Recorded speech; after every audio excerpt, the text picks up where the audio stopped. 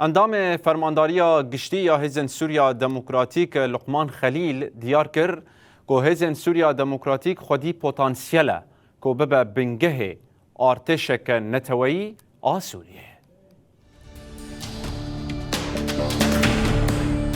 دبشك هبيديناوي يا لقل كانال اليوم فرماندار لقمان خليل دا زانين كو قصد دقارر رولك خرد آباكرنا ارتشا سوريا دبليزه.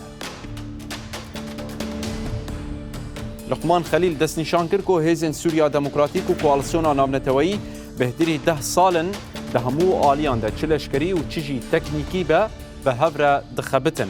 لقمان خليل دبجه كو چالاكيين شانين داعش به هيامه ده یک جسدمن نکارین حکومت آباگوهزه کو ارکو پیورا خوار پیک بینه جبر کو و همو سوریایی حمز نکره.